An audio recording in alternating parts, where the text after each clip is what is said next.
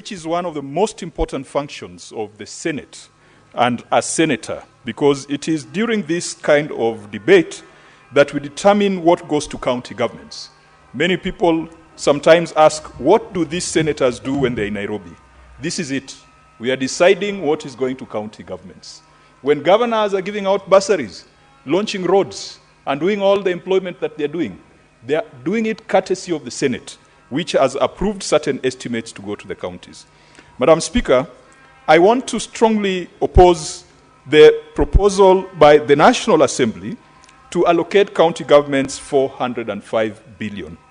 Madam Speaker, a number of players have cited different figures.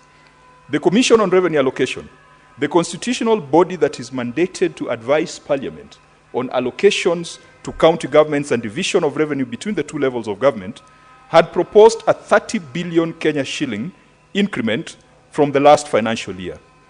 The National Assembly has proposed a 17 billion shilling increment. Madam Speaker, both positions by CRA and the National Assembly and Treasury are untenable because of discretionary expenditure and a few other factors that I'm going to highlight. Madam Speaker, the Senate has proposed 465 billion to be allocated to county governments, a position that I fully support. The Council of Governors has requested for 536 billion.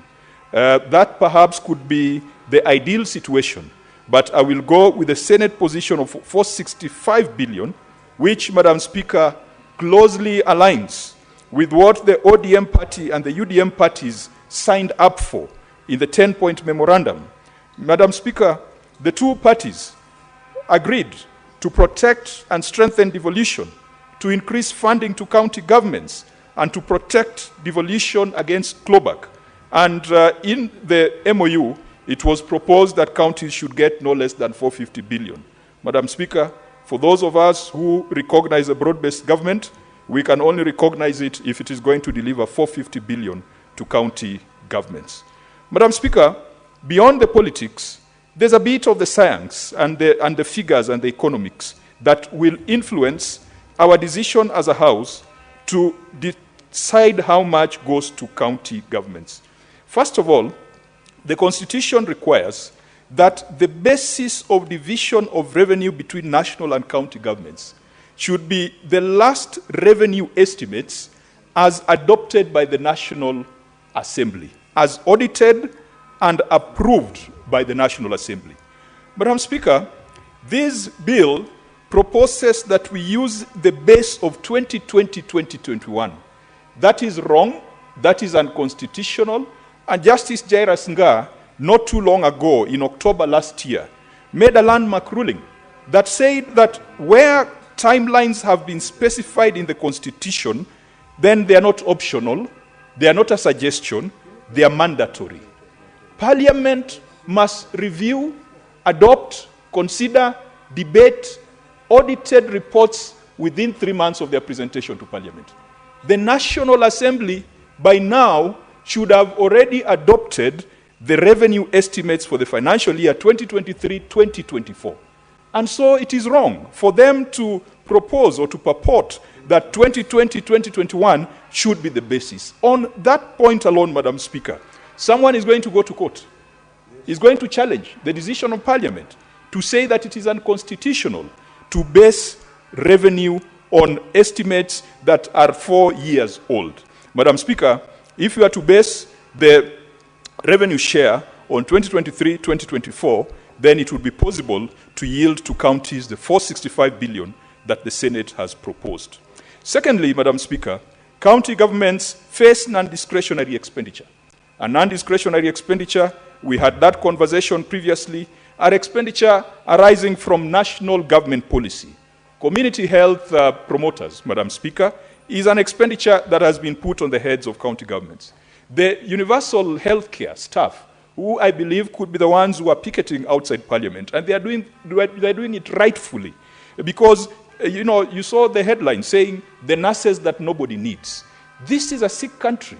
You cannot have a situation where you have nurses that are not needed. We can't have a situation where we train and educate our nurses only to export them to Qatar, to export them to UAE, and yet our people are still sick. Madam Speaker, we must ensure that the UHC workers are engaged in proper and decent terms of service, so that instead of them spending time in the corridors and the streets of Nairobi picketing, they should be out there dispensing and delivering health service, care, and attention to the sick people of this nation, and making sure that the Social Health Authority and the Social Health Insurance Fund and all those programs of the national government are successful.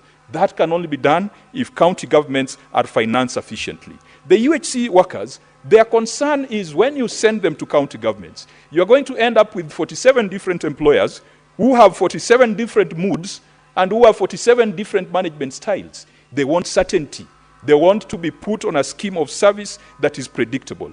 Madam Speaker, this is where we must call back the CS for Health to tell us how the Human Resource Advisory Council under the Ministry of Health, what it is doing to ensure that there is consistency, that there is transparency, and there is synergy in the employment of health workers at national and county governments.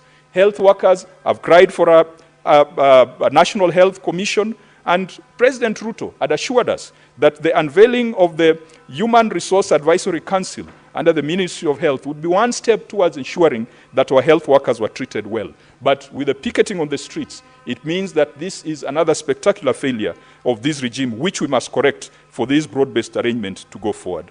Madam Speaker, county governments deserve 465 billion because the functions that have been allocated to them have been kept in Nairobi. The road function. Madam Speaker, many of us, we go to Mombasa whenever we are going for conferences, and many of us are familiar with Nyali. There is a particular road which you cannot miss passing through. That is Links Road. Whenever a little rain falls, Madam Speaker, there's a part which is always flooded, and it is so bad that vehicles can be submerged in it.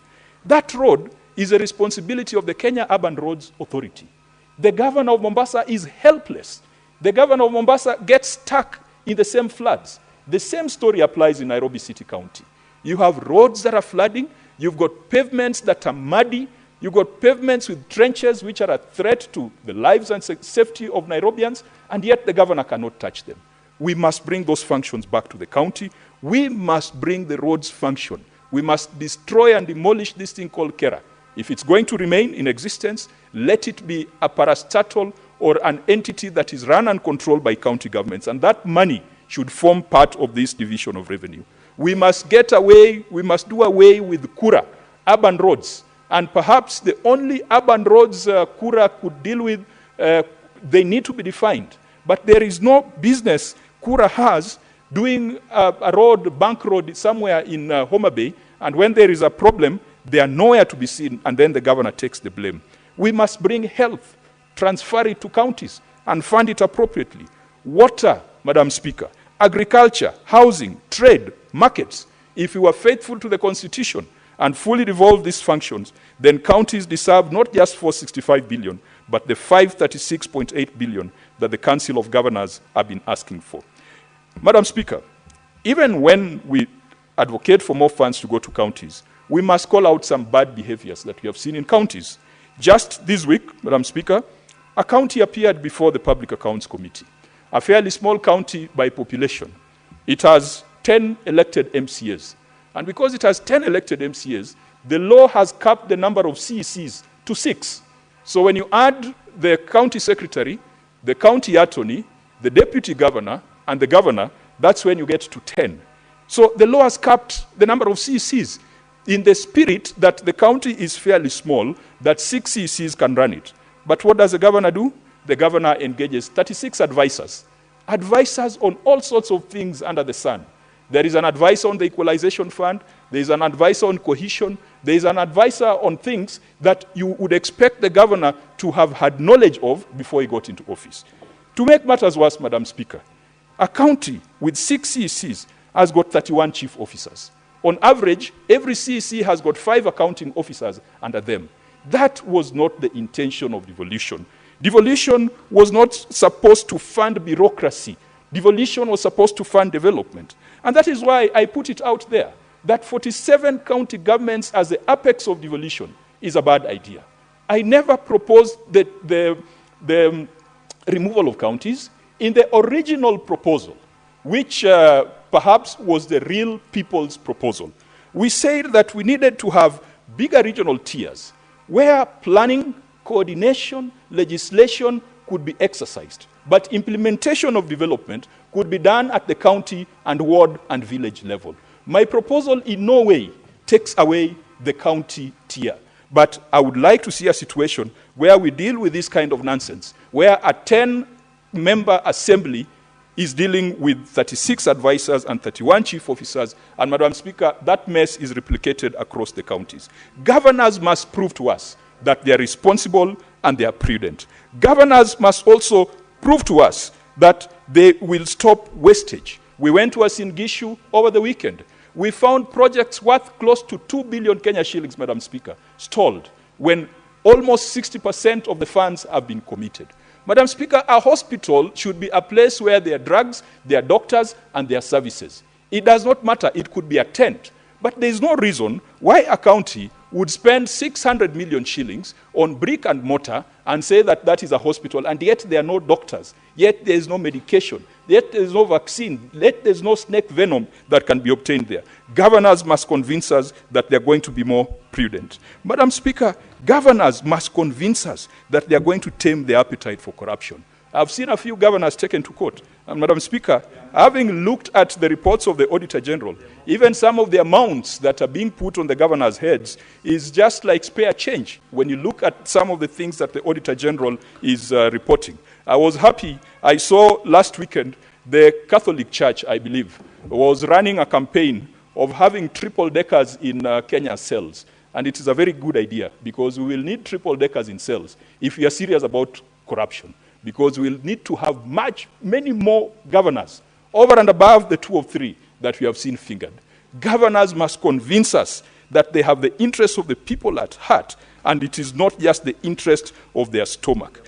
Governors must convince us that their revenue collection systems do not have backdoors which have some algorithms that divert money into their accounts. And so we will stand with a higher allocation to county governments, not because this is money going to governors, this is money going to the people living in counties. This is money going to the people living in constituencies. And I want to encourage the National Assembly that we should never look at this thing as a county versus national government thing, because the people benefiting from these resources, the 465 billion that we have proposed, reside in those constituencies. They reside in those wards. They are members of this country called Kenya. So the national government should not have a problem if county governments then become the theater of implementation for the 465 billion, unless there are other interests that they are looking at by holding some of these resources upwards. But governors must convince the nation that the 20% that I reported to this House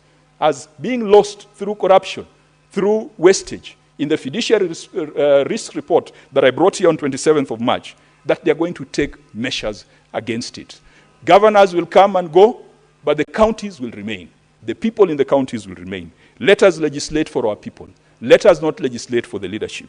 Madam Speaker, I strongly oppose the 405 billion proposal and support the Senate's position to grant counties 460 billion, which is consistent with our agreement as a broad-based government arrangement. Thank you, Madam Speaker. Thank you, Senator Kajwang. Senator Paul Thangwa Karungo. Thank you very much, Madam Speaker, for the opportunity for also Kiambu to speak on the issue of the Division of Revenue Bill 2025. Madam Speaker, I equally oppose the 405 billion that the National Assembly is proposing that we take to the counties for the year 2025-2026. Madam Speaker, if you read the bill itself, and if I can refer you to clause 8 of the bill, they're talking about 405 billion, which they are boasting is 25.8% more from the previous year. But they are basing it on the last audited and approved actual revenue raised nationally for the year 2020-2021, Madam Speaker, We're in the year 2025, but they are basing this allocation to the year before even the current governor got into government, Madam Speaker. So that tells you, and they have raised taxes. They have collected more money, Madam Speaker, yet they are basing their allocation based on the year 2021 before